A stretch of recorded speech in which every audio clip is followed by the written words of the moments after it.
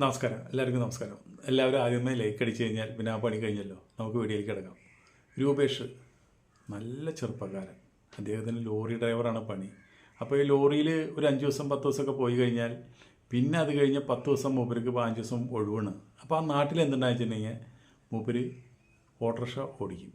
Autorickshaw ഓടിച്ച് അങ്ങനെയും കാശ് കിട്ടും. അപ്പോൾ ഫുൾ ടൈം മൂപ്പര് ജോലിയാണ്, കാശുണ്ടാക്കണം എന്നുള്ളൊരു ആഗ്രഹമുള്ളൊരു വ്യക്തിയാണ്. ഇങ്ങനെ ഭാര്യയാണ് മധുമിത.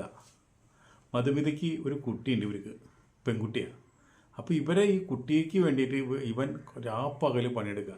പക്ഷെ മധുമിത എന്ന് പറഞ്ഞു കഴിഞ്ഞാൽ അവളൊരു കില്ലാടിയാണ്. ഇയാളെ രൂപേഷ് ഒരു പാവം മനുഷ്യനാണ്. അപ്പോൾ പിന്നെ ഒരച്ഛനുണ്ട്, വിശ്വംഭരൻ. ഈ നമ്മുടെ രൂപേഷിൻ്റെ അച്ഛൻ്റെ പേര് വിശ്വംഭരൻ എന്നാണ്. അപ്പോൾ ഇവരെന്തുണ്ടായെന്ന് വെച്ചിട്ടുണ്ടെങ്കിൽ ഈ മധുമിതയ്ക്ക് നമ്മുടെ ഇവൻ ജോലിക്ക് പോയി കഴിഞ്ഞാൽ വീടിൻ്റെ അടുത്തുള്ള ഒരാളായിട്ട്, ഒത്തിരി പ്രായമുള്ള ഒരാളായിട്ട് ഒരു ബന്ധമുണ്ട്. അപ്പോൾ ഭർത്താവായിട്ട് ബന്ധപ്പെട്ടത് പോരാഞ്ഞിട്ട് അടുത്തുള്ളൊരു ഒത്തിരി പ്രായമുള്ള ആളുണ്ട്. അങ്ങേര് അവിടെ വീട്ടിൽ ഇതുപോലെ തന്നെ പകലൊക്കെ ഒറ്റയ്ക്കാണ്. അപ്പോൾ ഇവിടെ ഓരോ കാരണങ്ങളും പറഞ്ഞിട്ട് ഓരോന്ന് വാങ്ങാമെന്നും പറഞ്ഞിട്ട്, അതുപോലെ തന്നെ വേറെ എങ്ങനെയും പോകാമെന്ന് പറഞ്ഞിട്ട് പിന്നെയും കൂടെ പോയിട്ട് അയാളുടെ വീട്ടിൽ കയറും. എന്നിട്ട് അയാളായിട്ട് നല്ല പരിപാടിയാണ്. അത് ഇവളുടെ സ്ഥിരം തൊഴിലാണ്. പക്ഷേ ഇങ്ങനെയുള്ള പരിപാടികൾ ഇത് അധികം നാളൊന്നും ആൾക്കാരെ കണ്ടുപെട്ടിച്ച് ചെയ്യാൻ പറ്റില്ല. ഇവിടെയുള്ള ഇവൻ്റെ രൂപേഷിൻ്റെ അച്ഛൻ വിശ്വംഭരൻ, അദ്ദേഹത്തിന് മനസ്സിലായി ഇവള് അവിടെ പോയിട്ട് ആ വയസ്സായുള്ള ആ പ്രായമുള്ള ആളായിട്ട് ബന്ധപ്പെടുന്നത് ഇയാൾക്ക് മനസ്സിലായി. ഇയാൾക്ക് മനസ്സിലായപ്പോൾ ഇവളോട് ചോദിച്ചു, നീ എൻ്റെ മകനെ പറ്റിച്ച് വഞ്ചിച്ച് ഇന്ന ആളായിട്ട് അടുത്തുള്ള അയാളായിട്ട് നിങ്ങൾ ബന്ധപ്പെടുന്നത് ശരിയാണോ? ഇത് നിനക്ക് നിർത്തിക്കൂടെ എന്ന് ചോദിച്ചു. അപ്പോൾ പറഞ്ഞു, അച്ഛത് ആരോടും പറയരുത്, എനിക്കങ്ങനെ തെറ്റ് പറ്റി. നിങ്ങളുടെ മകൻ എന്ന് വെച്ചിട്ടുണ്ടെങ്കിൽ അദ്ദേഹത്തിന് കാശുണ്ടാക്കണം എന്നുള്ള വിചാരം മാത്രമേ ഉള്ളൂ. എന്നെ ഒന്ന് തൃപ്തിപ്പെടുത്താനോ അല്ലെങ്കിൽ എനിക്ക് ദിവസം ഒന്ന് പരിപാടി ചെയ്തു തരാനോ അദ്ദേഹത്തിന് നേരില്ല. അദ്ദേഹം ലോറിയിൽ പോയാൽ 15 ദിവസം കഴിഞ്ഞ് വരും. ആ 15 ദിവസം കഴിഞ്ഞ് പോയാൽ ഡേ നൈറ്റ് ഓട്ടോറിക്ഷയും കൊണ്ട് ഓട്ടായി. പിന്നെ അയാളൊന്നും എനിക്ക് നേരെ ചൊവ്വ കിട്ടുന്നുണ്ടാ, എന്നെ കുറ്റം പറയരുതെന്ന് പറഞ്ഞു. അപ്പോൾ ഇയാൾ പറഞ്ഞു വെച്ചിട്ടുണ്ടെങ്കിൽ നിനക്ക് അവനെ നേരെ ചൊവ്വ കിട്ടുന്നില്ല, ഞാനിവിടെ പണിയും കൂലിയില്ലാണ്ട് 24 മണിക്കൂറും വീട്ടിലുണ്ടല്ലോ. ഞാനിവിടെ ഇരിക്കുമ്പോൾ നീ എന്തിനാ അയാളെ പിടിക്കാൻ പോണത്? നമുക്ക് രണ്ടുപേർക്ക് ആയിക്കൂടെ ഈ പരിപാടി? എനിക്കും അറിയാം പരിപാടി, എൻ്റെയും ഭാര്യ മരിച്ചിട്ട് കുറേ ദിവസമായി. ഇതിപ്പോൾ നമ്മൾ രണ്ടുപേരും നീ അവിടെ പോയി വേലി ചാടി ചെല്ലുമ്പോൾ അത് നാട്ടുകാരറിയും. നീ ഇവിടെ തന്നെ നമ്മൾ രണ്ടുപേരും ഈ ദിവസം ഈ പരിപാടി ചെയ്തു കഴിഞ്ഞാൽ ഒരു കുഞ്ഞു പോലും അറിയില്ല. അതല്ലേ ഒന്നുകൂടി സേഫ്റ്റി. എന്തായാലും നീ വേലി ചാടി, എന്തായാലും നീ കാമം മൂത്രം നിനക്ക് വീട്ടിലിരിക്കാൻ പറ്റില്ല, അവൻ ചെയ്യുന്നുമില്ല. അപ്പോൾ പിന്നെ ആ ഉത്തരവാദിത്തം ഞാൻ ഏറ്റെടുക്കാം. അപ്പോൾ ഇവിടേക്ക് പറഞ്ഞപ്പോൾ ഞാൻ ഈ കാര്യമൊന്നും അവിടെ നീ വേലി ചാടി പോയി പരിപാടി ചെയ്ത കാര്യം ഞാൻ പറയുന്നുമില്ല. ഇത് പറഞ്ഞപ്പോൾ ഇവൾക്ക് തോന്നി അത് ശരിയാണല്ലോ, ഇന്നല്ലെങ്കിൽ നാളെ ഭർത്താവ് അറിയാനായിട്ടൊരു സാധ്യത കൂടുതൽ അടുത്ത വീട്ടിൽ അയാളായിട്ട് ബന്ധപ്പെടുമ്പോഴാണ്. അപ്പോൾ അതുകൊണ്ട് ആ ബന്ധം കട്ട് ചെയ്തിട്ട് നമുക്ക് അമ്മാനച്ചനും കുഴപ്പമൊന്നുമില്ല, അമ്മാനച്ചനായിട്ടുള്ള ബന്ധം നമുക്ക് തുടരാം എന്ന് അവൾ ചിന്തിക്കുന്നു. അപ്പോൾ അവൾ പറഞ്ഞു, അച്ഛൻ ഈ കാര്യങ്ങളൊന്നും അയാളോട് പറയാണ്ട് എൻ്റെ ഭർത്താവിനോട് പറഞ്ഞില്ലെങ്കിൽ നമുക്ക് ബന്ധപ്പെടാം, ഒരു കുഴപ്പമില്ല, ഞാൻ ഈ വേലി ചാടാൻ എങ്ങോട്ട് പോകുന്നില്ല എന്ന് പറഞ്ഞു. ഇയാൾക്ക് സന്തോഷമായി. ഇയാൾക്ക് അല്ലെങ്കിൽ തന്നെ മരുമകളോട് ഒരു നോട്ടം ഉണ്ടായിരുന്നു. അതിപ്പോൾ ഇങ്ങനൊരു വിഷയം കൂടി വന്നോട് കൂടിയിട്ട് സ്ട്രൈറ്റ് ആയിട്ട് ചോദിക്കാനുള്ളൊരു അവസരം കിട്ടി. അങ്ങനെ സ്ട്രൈറ്റ് ആയിട്ട് ചോദിക്കുകയും ചെയ്തു, ഇവിടെ സമ്മതിക്കുകയും ചെയ്തു. പിന്നെ ഇപ്പോൾ ഈ കിടാവ് സ്കൂളിൽ പോയി കഴിഞ്ഞ് കഴിഞ്ഞാൽ പിന്നെ ഇവരിവിടെ ചോറും ഭക്ഷണമൊക്കെ വെച്ച് കഴിഞ്ഞാൽ ഒരു ദിവസം അടിപൊളിയായിട്ട് പരിപാടി. അങ്ങനെ നിൽക്കുന്ന സമയത്ത് ഒരു ദിവസം ഈ കിടാവ് എന്താ അസുഖമായിട്ട് ഉച്ചയ്ക്ക് പോന്നു, സ്കൂളിൽ നിന്ന് വന്ന് വാതിൽ തുറന്ന് കാണുന്നത് എന്താ, ഇവളും അച്ഛൻ്റെ അച്ഛനും അമ്മയും അച്ഛൻ്റെ അച്ഛനും തമ്മിൽ നൂല് വസ്ത്രം ഇല്ലാണ്ട് കിടന്നിട്ട് വിളയാടണമെന്ന് അമ്മ ഈ കിടാവ് കാണുന്നത്. കിടാവിന് ഈ കാര്യങ്ങളൊക്കെ അറിയാമല്ലോ, കണ്ടു കഴിഞ്ഞാൽ ഇത്തിരി വലിയ മുതിർന്ന കുട്ടിയല്ലേ. ഇത് കണ്ടോട് കൂടിയിട്ട് ഇവരാകെ ഞെട്ടിപ്പോയി. ഇവള് വന്നിട്ട് വേഗം രണ്ടുപേരും ഡ്രസ്സൊക്കെ മാറി വന്ന് കുട്ടിയോട് പറഞ്ഞു, അതേ മോളിത് ഈ കണ്ട കാര്യം അച്ഛനോട് പറയരുത്, അച്ഛനോട് പറഞ്ഞു കഴിഞ്ഞാൽ ഇവിടെ കൊലപാതകം നടക്കും, അച്ഛൻ അമ്മേനെയും കൊല്ലും അച്ഛൻ്റെ അച്ഛനെയും കൊല്ലും, പിന്നെ ആരും ഉണ്ടായാലും മോൾക്ക് അമ്മ എന്ന് പറയാനായിട്ട്. അപ്പോൾ അതുകൊണ്ട് മോൾ അച്ഛൻ വരുമ്പോൾ പറയരുത് ഈ കാര്യങ്ങളെന്ന് പറഞ്ഞു. അപ്പോൾ ഈ കുട്ടി എന്താ പറഞ്ഞു വെച്ചിട്ടുണ്ടെങ്കിൽ ഞാൻ അച്ഛനോട് ഈ കണ്ട കാര്യമൊക്കെ പറയും, അതിലൊരു സംശയമില്ല, ഞാൻ പറയുമെന്ന് പറഞ്ഞിട്ട് കുട്ടി എന്ന് വാലടച്ച് റൂമിൽ പോയിരുന്നു. ഇവർ രണ്ടുപേരും ഒന്ന് ചിന്തിച്ചു തുടങ്ങി, ഈ നിലയ്ക്കായാൽ നമുക്ക് നമ്മുടെ കൈവിട്ട് പോകും. അവനറിയും, നാട്ടുകാരറിയും, നാട്ടിലുള്ള നമ്മുടെ വില പോകും. അതുപോലെ തന്നെ അവൻ എങ്ങനെ പ്രതികരിക്കുമെന്ന് പോലും നമുക്കറിയില്ല. അപ്പോൾ അതുകൊണ്ട് എന്ത് വന്നിട്ടായാലും മോളെ കൊണ്ട് വായ തുറപ്പിക്കരുത് എന്ന് പറഞ്ഞു. അപ്പോൾ പിന്നിപ്പോൾ വീണ്ടും ചെന്നവർ കുട്ടിയുടെ കാല് പിടിച്ചു. മോളെ നീ പറയരുത്, പറഞ്ഞു കഴിഞ്ഞാൽ വലിയ ഭവിഷ്യത്തുകളുണ്ടോ, ഇങ്ങനെയുള്ള പ്രശ്നങ്ങളൊക്കെ പറഞ്ഞു കഴിഞ്ഞാൽ അത് വലിയ പ്രശ്നത്തിലേക്ക് മാറും. അപ്പോൾ മോള് പറയുന്നു. അപ്പോൾ ഈ കുട്ടിയുടെ ഒറ്റ വാക്ക് പറഞ്ഞു, പറയും പറയും പറയും, ഞാൻ അച്ഛനോട് പറയും, അച്ഛൻ വന്നാൽ ഞാൻ ആദ്യം പറയും. അമ്മ പൊട്ട ശീല അമ്മയുടെ. അമ്മ അച്ഛനെ വഞ്ചിക്കുക. ഈ അമ്മേനെ എനിക്ക് വേണ്ട, എനിക്ക് അച്ഛൻ മാത്രം മതി, ഈ അച്ചാച്ചനെ എനിക്ക് വേണ്ട, ഞാൻ പറയും എന്ന് പറഞ്ഞോടുകൂടിയിട്ട് ഈ പെണ്ണ് കിടാവിൻ്റെ വായ പൊത്തി പിടിച്ചു. വായ പൊത്തി പിടിച്ചോടുകൂടിയിട്ട് കുറച്ച് നേരം വായ പൊത്തി പിടിച്ചോടുകൂടിയിട്ട് പിന്നെ ഈ കിടാവിന് ശ്വാസം വിടാൻ പറ്റാണ്ടായി. ആ പിടിച്ചാൽ തന്നെ ആ കുട്ടീനെ ശ്വാസം പൊട്ടിച്ചിട്ട് കൊന്നു. അമ്മ ഈ ഇവളൊരു കില്ലാടിയെന്ന് ഞാൻ പറഞ്ഞല്ലോ, ഇവൾക്ക് അത്ര ദേഷ്യം വന്നു കിടാവിനോട്. അപ്പോൾ മനസ്സിത് കണ്ട ആകെ ഞെട്ടിപ്പോയി.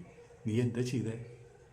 അപ്പോൾ പറഞ്ഞു, അല്ലാണ്ട് എന്ത് ചെയ്യും ഞാൻ, എൻ്റെ മോളാണ്, പക്ഷെ ഞാൻ എന്ത് ചെയ്യും?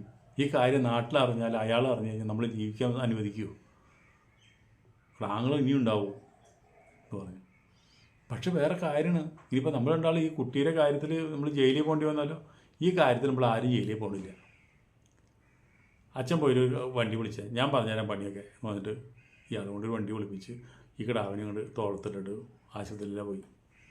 ആശുപത്രിയിൽ പോയിട്ട് ഡോക്ടറോട് പറഞ്ഞു, ഇത് പെട്ടെന്ന് ഫിക്സ് പോലെ വന്നു, അങ്ങനെ തലയേറ്റി വീണിട്ട് ഞാൻ ഇവിടെ സ്കൂളിൽ നിന്ന് വയ്യാണ്ട് വന്നതെന്ന് തോന്നുന്നുണ്ട്, അങ്ങനെ അവൾക്ക് ഇത് വന്നു എന്ന് പറഞ്ഞു. അങ്ങനെ ഫിക്സ് വന്നിട്ട് ഇവിടെ തലയേറ്റി വീണെന്ന് പറഞ്ഞു. അപ്പോൾ പറഞ്ഞു, ഡോക്ടർ പറഞ്ഞു, ഈ കുട്ടി മരിച്ചിട്ട് കുറച്ച് സമയമായല്ലോ, നിങ്ങളെന്താ കൊണ്ടുവരാൻ എത്ര വൈകിയേ എന്ന് ചോദിച്ചു. അപ്പോൾ പറഞ്ഞു, ഞങ്ങൾ കണ്ടിട്ടുണ്ടായിരുന്നില്ല, ഞങ്ങൾ ഇപ്പോഴാണ് കണ്ടത്, മയങ്ങി കിടക്കുന്നത് കണ്ട വഴിക്ക് ഞങ്ങൾ വാരി കൊണ്ടുവരികയെന്ന് പറഞ്ഞു. ശരി. അപ്പോൾ ഡോക്ടർ എന്നാലും മരിച്ചല്ലോ. അപ്പോൾ ഇവിടെ അലമുറയിട്ട് അഭിനയം തുടങ്ങി, അമ്മാനച്ഛന് അഭിനയം തുടങ്ങി, അലമുറയിട്ട് കരയാൻ തുടങ്ങിയപ്പോൾ ഡോക്ടർ പറഞ്ഞു, ഇനി എന്തായാലും നമുക്ക് പോസ്റ്റ്മോർട്ടോ വേറെ എന്തെങ്കിലും നിയമ നടപടികളൊക്കെ ഉണ്ടെങ്കിൽ കിടക്കട്ടെ എന്ന് ചോദിച്ചു. അപ്പോൾ പറഞ്ഞു, അയ്യോ എന്തിനാ ഈ കൊച്ചു കുട്ടിയുടെ ശരീരം ഇനി പോസ്റ്റ്മോർട്ടം ചെയ്യുന്നത്, ഇവളെ ഇനി പിച്ച് ചെയ്യുന്നത്, ഞങ്ങൾക്ക് കുട്ടീനെ ഞങ്ങൾക്ക് കൊണ്ടുപോകാനായിട്ട് തരണമെന്ന് പറഞ്ഞു. അപ്പോൾ ഡോക്ടർ പറഞ്ഞു, അതല്ല, കുട്ടീനെ ഞാൻ പരിശോധിച്ചപ്പോൾ കുട്ടിയുടെ കഴുത്തിൽ ഒരു പാടുണ്ട്. അപ്പോൾ അതിൽ എന്തോ എനിക്കൊരു ചെറിയൊരു സംശയമുണ്ട്. അപ്പോൾ അതുകൊണ്ട് എനിക്ക് പോലീസിനെ അറിയിക്കാണ്ട് യാതൊരു നിർവാഹമില്ല. നിങ്ങൾക്ക് ഈ കുട്ടിയുടെ മൃതദേഹം തന്നയക്കാൻ ഇപ്പോൾ പറ്റില്ല, ബോഡി തന്നയക്കാൻ ഇപ്പോൾ പറ്റില്ല എന്ന് പറഞ്ഞു. അപ്പോൾ ഒരു രണ്ടുപേരും കരഞ്ഞിട്ട് ഒരുപാട് നാടകം കളിച്ചു. അങ്ങനെ ചെയ്യല്ലേ, അത് ചെയ്യല്ലേ, കുട്ടീനെ അങ്ങനെ പോസ്റ്റ്മോർട്ടം ചെയ്യല്ലേ, ഇത് ഇങ്ങനെയാണ് സംഭവിച്ചതെന്നൊക്കെ പറഞ്ഞു. അല്ല, അതിൻ്റെ പ്രൊസീജിയർ അങ്ങനെയാണ്, അല്ലെങ്കിൽ നാളെ എനിക്കൊരു പ്രശ്നം വരും, അത് ഞാൻ പോലീസിൽ അറിയിക്കാമെന്ന് പറഞ്ഞിട്ട് ഡോക്ടർ പോലീസിൽ അറിയിച്ചു.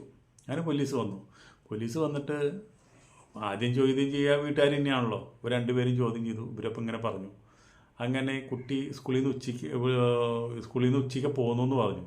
അങ്ങനെ സ്കൂളായിട്ട് ബന്ധപ്പെട്ടു. അപ്പോൾ പറഞ്ഞു, ആ കുട്ടിക്ക് ഇതുപോലെ തന്നെ ചെറിയൊരു തലക്കറക്കം വന്നു, അപ്പോൾ അതുകൊണ്ട് ഞങ്ങൾ പിന്നെ കുറച്ച് നേരം റെസ്റ്റ് എടുത്തു. അത് കഴിഞ്ഞിട്ട് അവിടുത്തെ ഞങ്ങളുടെ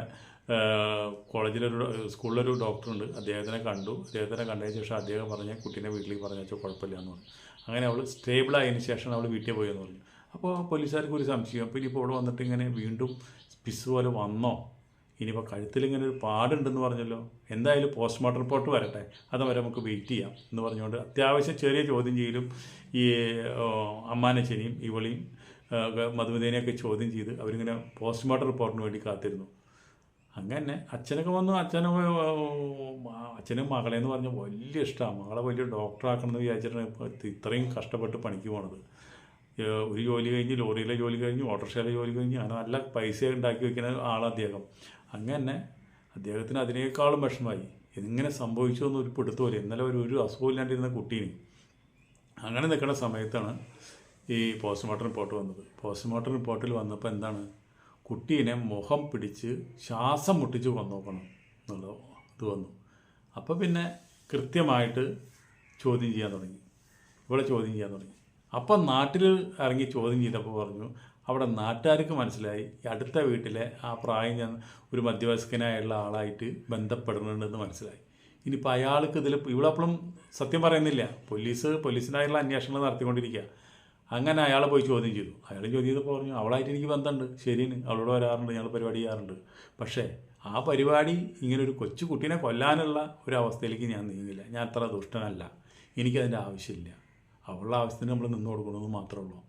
പോലീസുകാർക്ക് അത് സത്യമാണെന്ന് മനസ്സിലായി. പോലീസുകാർ അത് ഇടത്തും വലത്തൊക്കെ നിന്ന് ചോദ്യം ചെയ്തപ്പോൾ അയാൾ പറഞ്ഞതിൽ സത്യസന്ധതയുണ്ട്. പിന്നെ ഇവളെയും അമ്മാനച്ചനെയാണ് പിന്നെ പിടിച്ചത്. അമ്മാനച്ചനെ പിടിച്ചിട്ട് ശരിക്കും കണ്ട് പിടിച്ച് കുടഞ്ഞ് ചോദ്യം ചെയ്തപ്പോൾ അമ്മാനച്ചൻ എല്ലാ സത്യം തത്ത പറയണ പോലെ പറഞ്ഞു, എനിക്കൊരു ബന്ധവുമില്ല, അവളാണ് ഈ അരുംകൈ ചെയ്തത്. ഞാനത് ചീക്കിന് കണ്ട് ഞാൻ ഞെട്ടി നിൽക്കുകയാണ്. ഇങ്ങനെ അവൾ ചെയ്യുമെന്ന് ഞാൻ പ്രതീക്ഷിച്ചില്ല. ഞങ്ങൾ രണ്ടുപേരും ഒരു ബന്ധമുണ്ട്, ശരിയാണ്. ആ കുട്ടി വന്ന് കണ്ടു, ഓക്കെ, സമ്മതിച്ചു. പക്ഷേ അവൾ അച്ഛനോട് പറഞ്ഞു കൊടുക്കുമെന്ന് പറഞ്ഞപ്പോൾ അവളാണ് കുട്ടീനെ കൊന്നത്, അവളാണ് ഇത് ചെയ്തതെന്ന് പറഞ്ഞിട്ട് അമ്മാനച്ചൻ കൈ കഴുകി. ഇവളങ്ങനെ രണ്ടുപേരെയും പോലീസ് അറസ്റ്റ് ചെയ്തു. അങ്ങനെ രണ്ടുപേരും കേസ് നടന്നുകൊണ്ടിരിക്കുന്നുണ്ട്. അപ്പോൾ ഇതാണ് അവിഹിത ബന്ധങ്ങളിൽ ഒരു ക്രൈം നടക്കുമ്പോൾ അവിടെ ഇന്നല്ലെങ്കിൽ നാളെ ഒരു ക്രൈം നടക്കുമെന്ന് പറഞ്ഞാൽ എത്ര ശരിയാണ്. അവിഹിത ബന്ധങ്ങൾ ഇന്നല്ലെങ്കിൽ നാളെ അത് അപകടമാണ്, ഒരു രീതിയിൽ അല്ലെങ്കിൽ മറ്റൊരു രീതിയിൽ. അപ്പോൾ വല്ല പൈസ 10 പൈസ കാര്യങ്ങളൊക്കെ ഉണ്ടാച്ചിട്ടുണ്ടെങ്കിൽ ഏതെങ്കിലും പെണ്ണുങ്ങളെ അടുത്ത് പോയിട്ട് വല്ല പരിപാടി ചെയ്തിട്ട് ആ കാശ് അവിടെ കൊടുക്കുക, അതോടുകൂടി ആ ബന്ധം അവിടെ വെച്ച് അവസാനിപ്പിച്ചു. നിങ്ങളുടെ സേഫ്റ്റിക്ക് കുറച്ച് നിരോധം ഉപയോഗിക്കുക, പ്രശ്നം തീർന്നു. നിങ്ങൾ ഈ ഇങ്ങനെയുള്ള ബന്ധങ്ങളിലേക്കോ ഇങ്ങനെയുള്ള അവിഹിത കാര്യങ്ങളിലേക്കോ ഒരു പെണ്ണിനെ ഫ്രീ ആയിട്ട് കിട്ടും, അല്ലെങ്കിൽ അതാണ് നല്ലത് എന്ന് വിചാരിച്ചാൽ പോയാൽ ഇന്നല്ലെങ്കിൽ നാളെ നിങ്ങൾ ഇതുപോലെ ജയിലിൽ കയറേണ്ടി വരും. അപ്പോൾ ലൈക്ക് അടിക്കാൻ മറന്നവർ, ഇതുവരെ ഇത്രയും പറഞ്ഞിട്ടും ലൈക്ക് അടിക്കാൻ മറന്നവരൊന്ന് ലൈക്ക് അടിച്ചോളൂ. നിങ്ങൾക്ക് ഈ കഥയിൽ നിങ്ങൾക്ക് നിങ്ങളുടെ അഭിപ്രായം എന്താണെന്ന് വെച്ചാൽ പറയാം. ഓക്കെ.